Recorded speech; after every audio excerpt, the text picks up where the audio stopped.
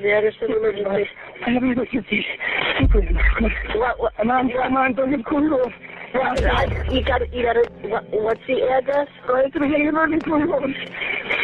Okay, take a deep breath, because I'm having a hard time understanding you. I'm on Cooley Road in West Salem. Okay, and what happened there? A pipe went through and told us. What blew? A pipe went through the windshield.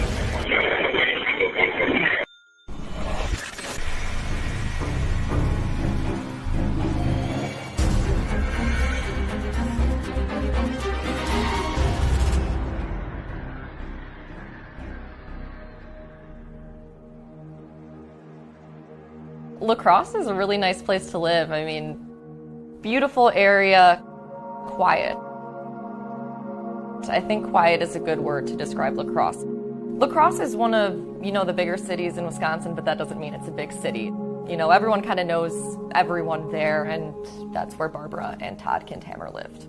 Barbara and Todd first met when they were in high school. Todd saw her at a wedding and knew she was the one. And the way he described it was kind of love at first sight. They went on to get married and were together ever since.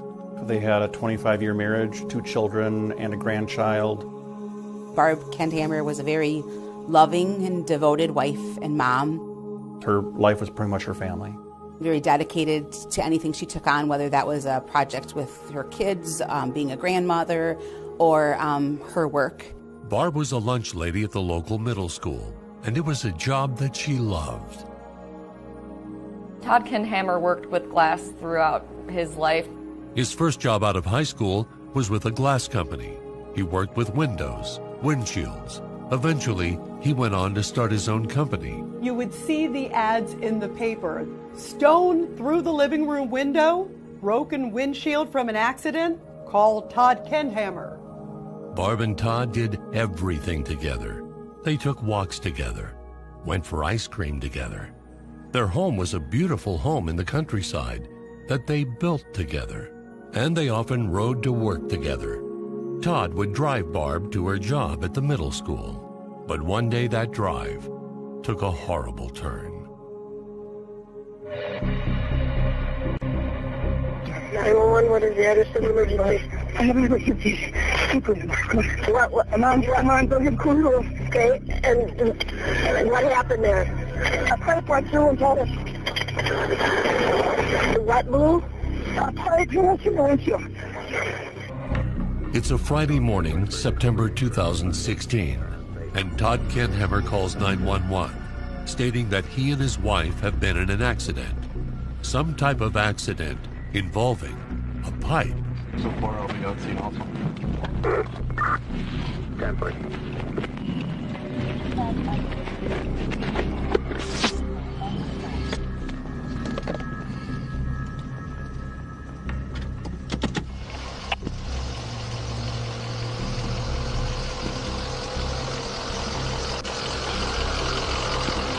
Blew up.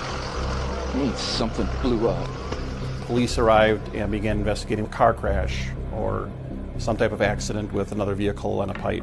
When authorities get there, they see this car. It's a Toyota Camry.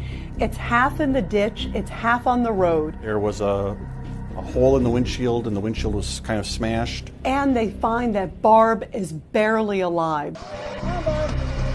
If she's on the ground outside of the vehicle, Todd Kindhammer is by her side, seeming to be performing CPR. I know CPR first aid. Come on, Barb. Take him. Take him. Sir, come on over with me, okay? Go at the officer, sir. Come with me. When first responders first arrived, they noted that she had some significant injuries and she wasn't responsive, but she did have a pulse. Who is this? My wife. It's your wife? Okay. What happened? Do you know what happened? There's a pipe. There's a pipe over here. Okay. Come up here by the thing here. Okay. It's gonna be all right. I don't know. Okay. There's a pipe in the ground. No, it come out of that tree off a truck. Of a truck? A truck or a trailer or something. I think it was a truck with a clamp bed on it. I tried to catch it. Catch the pipe? I tried to see it. I hit it. I went to hit it, but the windshield got me. It came across the windshield? It came through the windshield. Okay, just stay right here.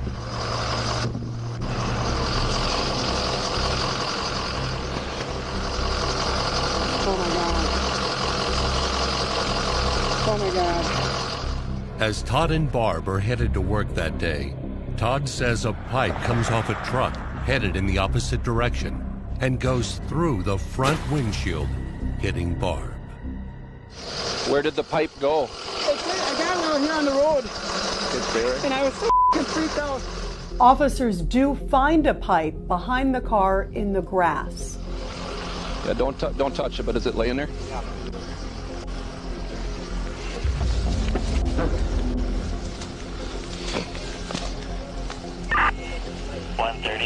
Okay.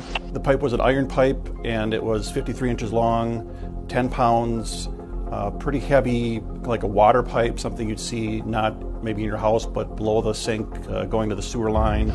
There is a pipe laying over here. Yep. Is she okay or not? I don't know, Todd. I'm not going to give you any false hope, okay? They're working on her. One of the first officers responding had dash cam, and you could see Todd at the scene. 130, 104, just give me a couple seconds. 130 to 128. You hear in the dash cam video Todd repeatedly saying that he wants to stay by Barb's side. Please let me stay with her. Please let me be with her. I gotta go with her. I gotta go with her. I gotta see if she's okay. Well, just wait. Let them do their work, okay? I have to go with her. Well, we'll get you down there, okay? I have to say goodbye. I have to go with her, please. Is she okay? I can't tell you that. I don't know. I'm not over there. Why don't you stay right here? Well, just stay right here. She's gonna be all right. 130 to 128. 120, go ahead. I need you to go grab your camera again and start taking pictures. Authorities also see a lot of blood.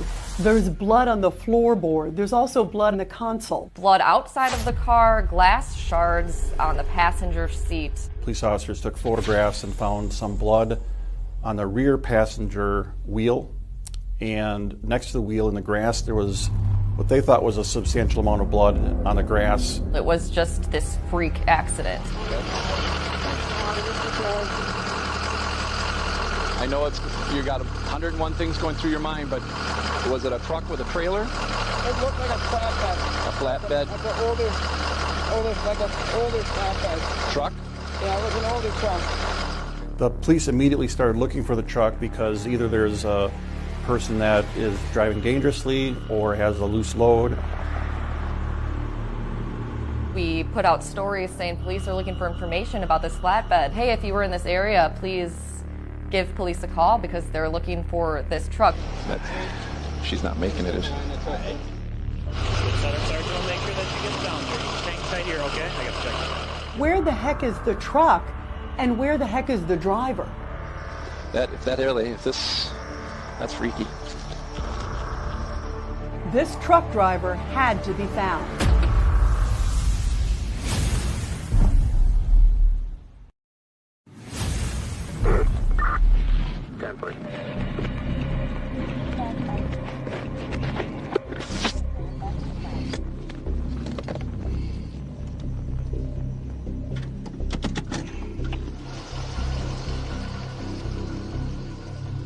So what we know is just after 8 a.m., police respond to this call. A car is kind of halfway on the road, halfway in a ditch.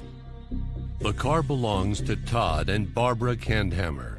Todd says that as he's driving, a pipe comes off a passing truck and straight through his windshield, hitting Barb, his wife of 25 years. You hear a car accident or a car crash, it doesn't usually involve a pipe coming through a windshield. There's a pipe. There's a pipe over here. Okay, come up here by the thing here. Okay. She's gonna be all right. I don't know. After this accident, Barb is taken to the local hospital. Sergeant will make sure that she gets down here. Hang tight here, okay? I got to check. She is put immediately in intensive care. She has tubes everywhere. She is completely unresponsive and barely alive. I don't believe Todd Kandhammer ever left her bedside while she was at the hospital. She was ultimately declared brain dead. She never regained consciousness, and she did pass away later the next day. We talked about it in the newsroom because, of course, that's a strange event. You know, we have crashes, but how often does it happen that a pipe comes off a truck and goes through a windshield and kills someone? Now that Barb has passed away, they're trying to frantically find this truck driver, who may be a hit-and-run driver, now responsible for her death. About a week after the accident, the Sheriff's Department calls Todd in and says, "We need more information on this truck." Can you describe it further? Can you give us some more details? Todd is brought in to the Sheriff's Department. He's going in to try to, find the truck where the pipe fell off and injured his wife. Okay, why don't you go ahead and have a seat there? I gotta grab my folder here. Go ahead. I'll be right back. This is Investigator Fritz Langford. I don't know if you've been with the hospital today or not. I don't. No, I walked by you. I went and didn't. Yeah, I just want to say sorry for your loss and terrible tragedy. Can't imagine what you're going through. All my sympathies to you and your family. Before we get started, you want any coffee or water or anything like that? Maybe a little bit of water. I'll grab you some water, all right? Here you go. Thank you. Yeah, we're just going to close this door for our privacy, Todd, because a lot of people walk back and forth, and you understand that. If you need to go to the bathroom or anything at any time, you just let us know. If you want to leave at any time, let us know if we get a phone call or anything like that. So what I kind of want to do today is kind of go through the progression of things, so I know. We've got video that we pulled. Did you find anybody? Well, that's where we want to be able to figure that out. We've seen some vehicles that we're doing some follow-up checking on, so I understand it more fully. If we could just kind of go through that morning again. You and Barb got in the car and we left our house. I don't remember what time it was. Maybe 7:30, 7:45, somewhere in there. And we headed out.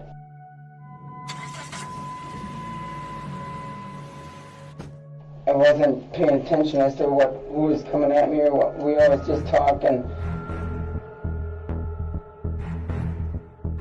it looked like a bird coming at us at first, like one of them swallows or something. And then it come through the windshield. I didn't know that she was hurt bad at first. And I don't remember. I remember seeing her and realizing what was going on. When you first realized what was wrong, what was it that you were realizing? That she didn't say nothing at all. Mm-hmm. She didn't say nothing at all. And she thrashed. She was like thrashing a couple, 2 or 3 times, I think. Okay. And where was the pipe when she was doing that? Sticking through she was trying to get, I think she was trying to get away from the pipe. I don't know how or why I put the car in reverse. But I put the car in reverse. And I got out to stop. I tried to stop. I went in the back of the car, I think. And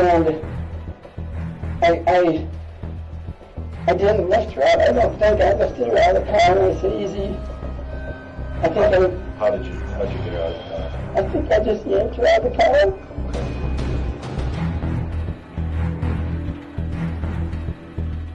I don't know if I threw the pipe or what I did with the pipe. But I ended up yanking that out of the way. I kept hitting her, tapping her, pounding on her between breaths, trying to get her to talk or answer or something. I don't remember, somewhere in the chest. Let's backtrack a little bit. So, we're looking for the description of the truck. Todd is sitting in this room thinking that he is going to give more information about the truck. What do you recall about that truck? Do you remember where you were on the road in proximity to turning off onto Bergen Coulee, what the truck looked like, what you can recall on that. It was in when we talk and stuff when we drive, so all I can remember was like a darker, like a 2000 era, and I don't know if it was a Ford or a Chevy or Dodge, I don't know, it was a darker colored. All I remember is the back had like a flat bed with sides on it.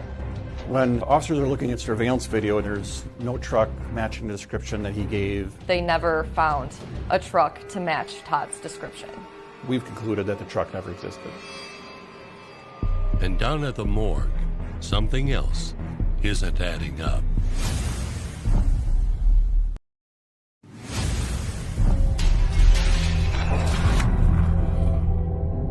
Barb Kenhammer seemed like the perfect mother, doting, loved her children, and she just became a grandmother and was known as Grammy. She was beloved.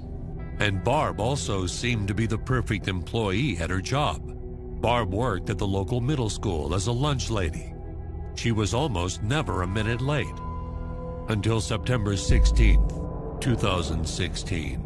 She didn't show up that day. We hear it's because of a freak crash where a pipe comes through the windshield and gets her in the hospital, ends up killing her. It happened as Barb's sitting in the passenger seat and Todd is driving. Todd says that out of nowhere, a truck drives by and a pipe flies off of it and goes right into the windshield, hitting Barb. But the decision is made to do an autopsy 3 days after Barb's death, something that's not typically done in car accidents. And it seems there's a problem. It wasn't until Barbara Kenhammer had an autopsy that we realized the extent that something was wrong.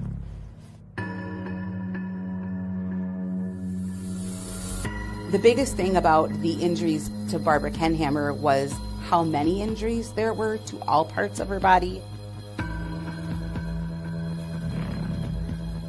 Barb had extensive injuries all over her body, injuries to her neck, injuries to her nose, her lips, her hands, her fingernails, even her legs.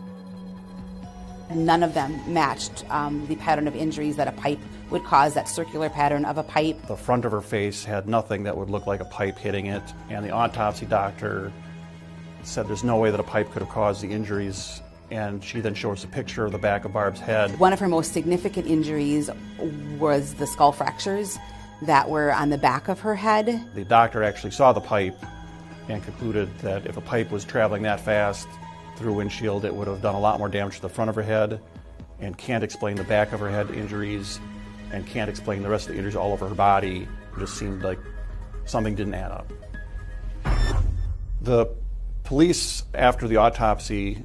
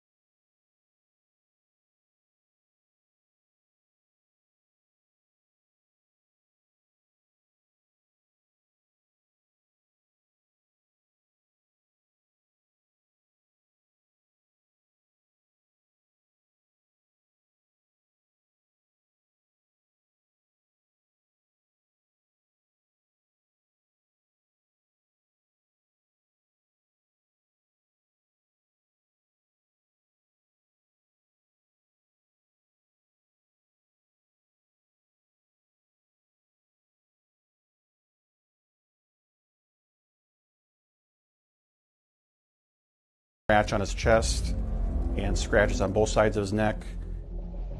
Were you bleeding a lot? No. No. Just had the injury on your hand. Yep, and that wasn't. You had some on your neck. That was from. I'm assuming that was from when I was sweating so bad, and I was trying to keep the sweat from running down all over. He said a number of things during the interview that we thought were curious, but the oddest statement he made was unprompted. I know I didn't just press her and take her out nice and soft. I know I didn't do that. Because I was. What makes you? I've never. What makes you say that? Why do you? I mean. Because I've never ever, in 28 years, never touched her or grabbed her or raised my voice with her, and I was mad at myself. For some reason, it had to be because I got out of the car. No one had ever brought that up as even a possibility. He has his head in his hands, he's stammering.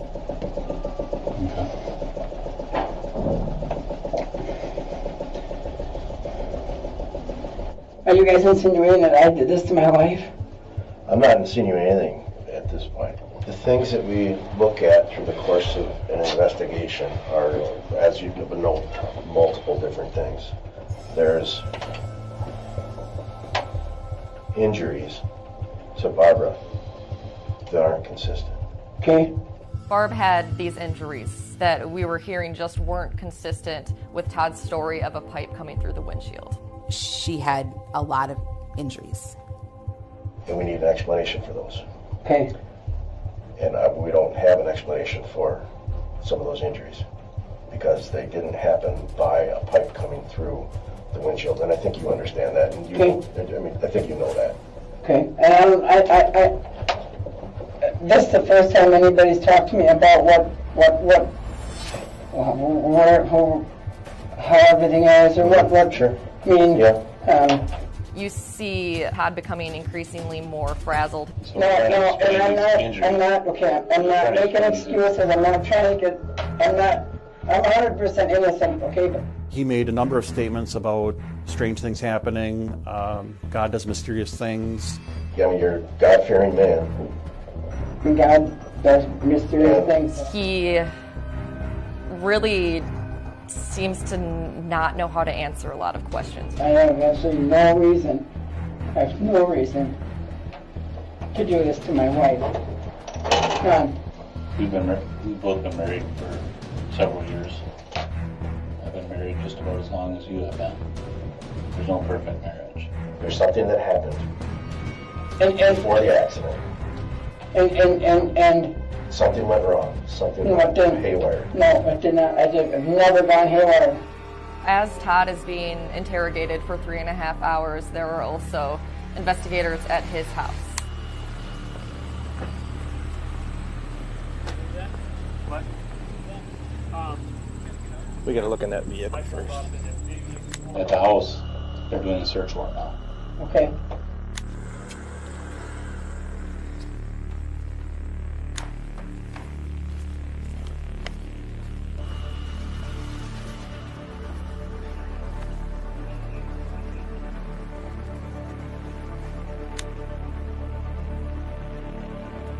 You found blood in this unattached garage.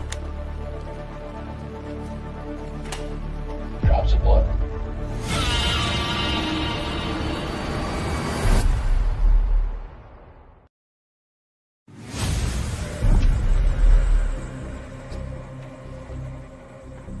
It's been 5 days since Barb Kenthammer passed away after what appeared to be a freak car accident where she was hit by a pipe from a passing truck. But now suspicion has started to turn on her husband, Todd. At the house, they're doing a search warrant now. Okay. Police were serving a search warrant to look for anything that might explain a motive for why this happened or any evidence that something might have happened at the home.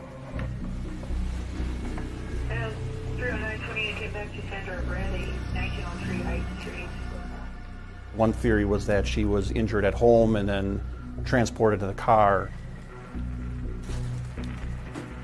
They were looking for any documents or blood, damage, anything like that that might be at the home.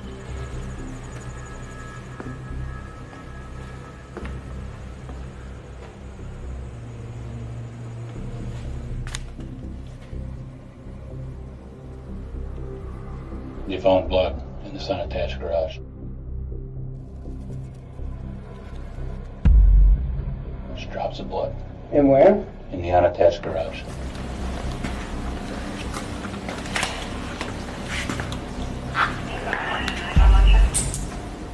That's, okay, and that's great. Where's it from?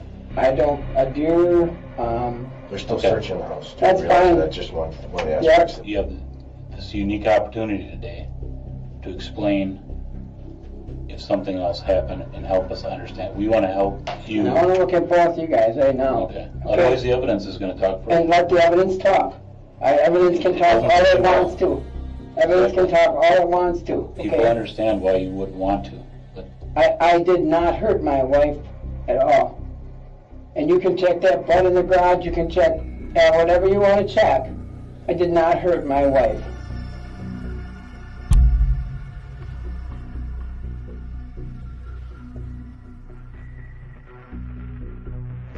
so, how are you doing financially? Excellent. We got, our house is almost paid off. It's a $350,000 house. There's no other debts? No. Okay. No problems with any bills or anything like that? None. None? No. Sounds like there's a lot of bills, unopened bills in the house.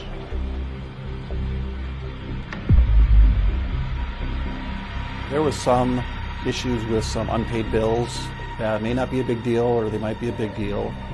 We're doing the search warrants on the phones and the computers. Okay. Just so you're aware of that. That's perfectly fine. Okay. Including your wife's phone. Okay. For any phone calls, text messages, anything at all like that, you can do a whole download of it, same as yours. Yeah. All those things are going to be on there. The most significant thing that came out of their computer and cell phone searches was the amount of times that he called her and texted her, even while she was at work. We were told that when he would call her at work, people said she would always answer it, as if she couldn't not answer him. By all appearances, they had a loving relationship. There are some that would say that that loving relationship bordered on controlling. That pipe didn't come from your house, did it? No. I can show you here. You got, it's down to the crime lab. There's actually, I have I have nothing to worry about with that. Nope. Nothing to worry about with that. With that pipe. I got involved in the Ken Hammer case when the La Crosse County Sheriff's Department brought in a pipe.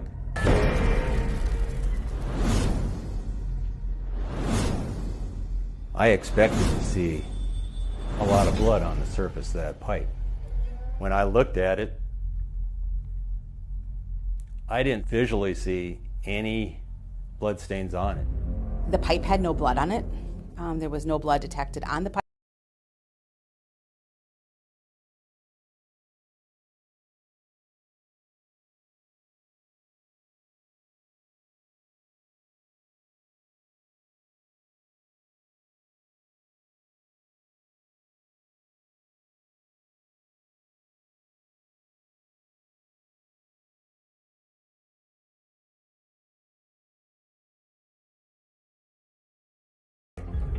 Multiple blows. Nick Stolke notices 4 fractures on the windshield, 2 just under the rear view mirror, and 2 more where the pipe went through. Why would there be 4 fractures? My theory is that there were multiple blows inflicted to that windshield in an attempt to pass this pipe through it. When looking at the interior of the vehicle, the passenger seat cushion was covered in shards or fragments of shattered glass.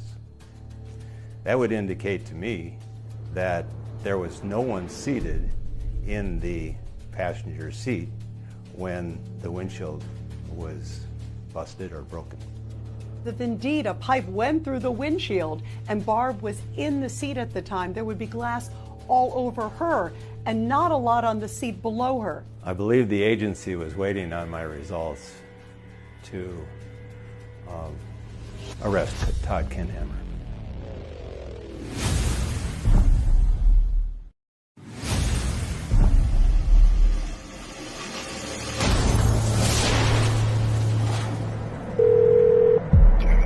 What is the address of the emergency? I have an emergency.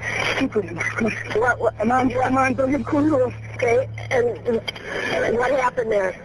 A pipe went through and had us. What blew? A pipe went through the windshield. This was a bizarre case. I mean, a pipe through a windshield in a car. It is likely you'll never see that again the rest of your life. This was just an accident, as far as everyone knew. No one realized it was a homicide initially. What once appeared to be a freak accident, a husband and wife in the wrong place at the wrong time, is now being investigated as a homicide. We hear that Todd Kenhammer is arrested, and this is something you read about, or this is something you watch on TV. This isn't something that happens in La Crosse. Trying to picture that scene, it just didn't seem to make sense. You start to say, okay, how can we explain what's happened with the injury? And you start looking at the whole process of what happens. My theory was the pipe comes through, she ducks but hits the pipe. The pipe may come in and swing a little bit. It may not be just a straight projectile. It may come in and be moving a bit. She's likely moving. Now, if the pipe hit hard enough to cut her head, and this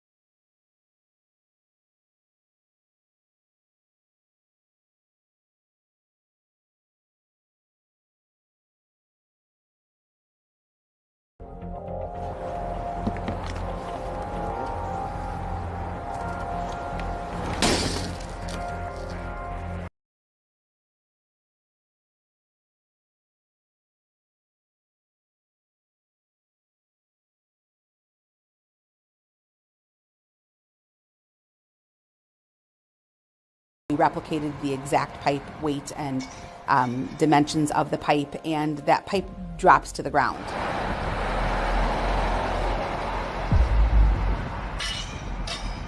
We repeated that experiment at various speeds and heights, and in no way could come close to replicating what Todd had said.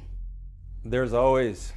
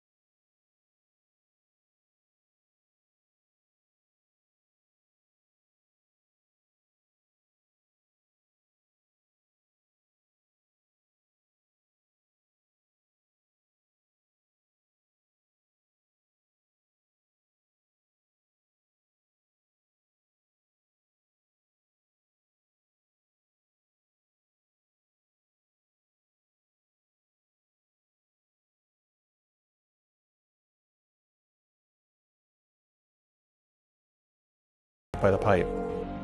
But now prosecutors have to convince a jury, and one key witness wants to talk. Is that your decision? It's my decision. All right.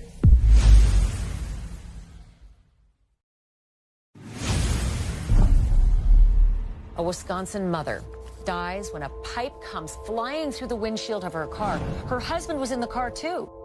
Just like the picture-perfect marriage. His high school sweetheart, Barbara, pierced by a 10-pound pipe. Then something just didn't add up. I'm not buying what this guy's selling. There's something a little bit more sinister. So it's now December 2017. This is a little bit over a year since we had heard that Barbara Kindhammer was killed in this freak crash where a pipe came off a truck and went into the windshield.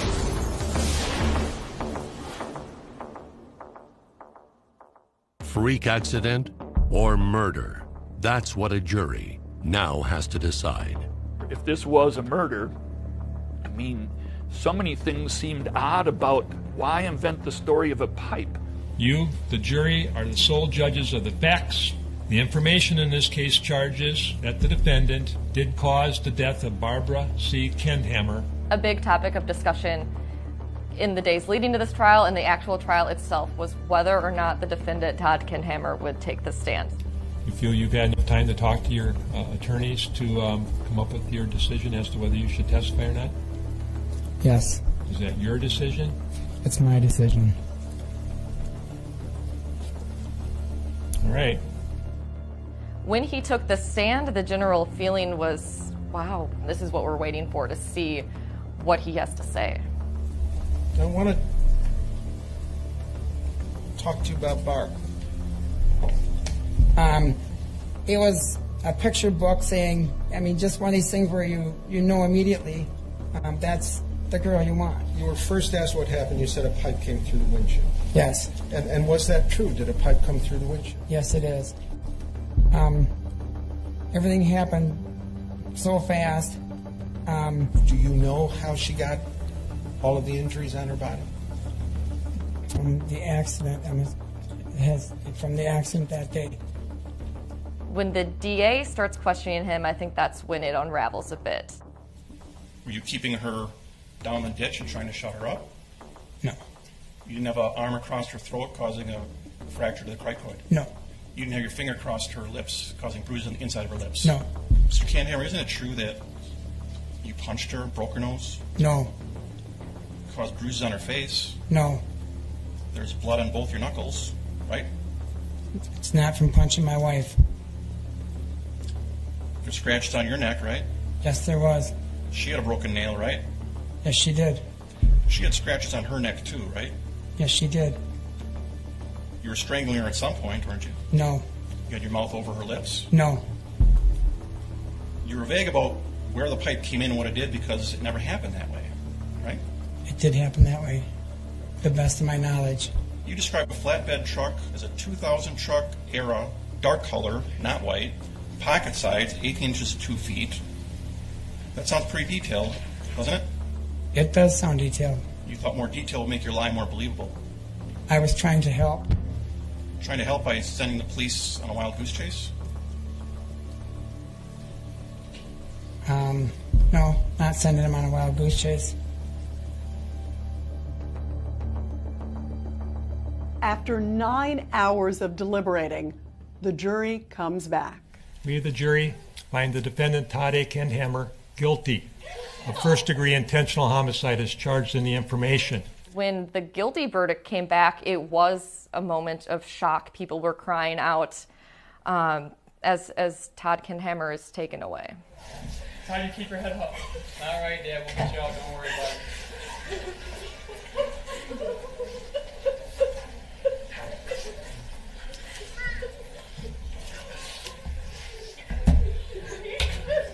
When the verdict was read,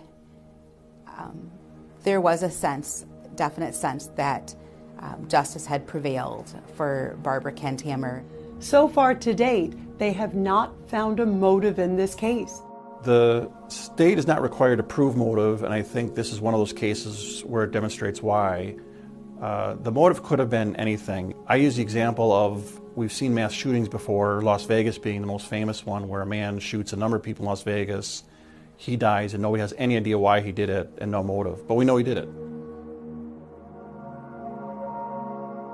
Something happened in that car on that country road that morning. There are some things that we'll never know unless Todd decides to come clean with some answers.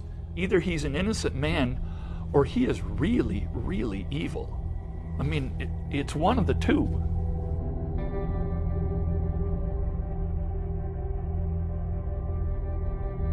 What's really interesting is where Barb is buried on that very same headstone which bears her name. Todd's name is also there, so he would be buried with her. And whatever secrets he has will probably go to his grave.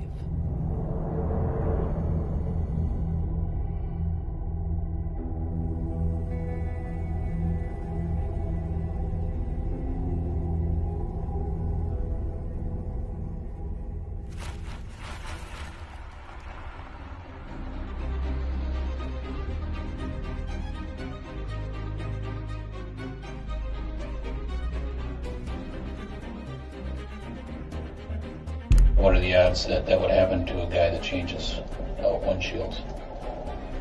I mean, what do you suppose is out there? 1 in a trillion, if at all? Mr. Dog.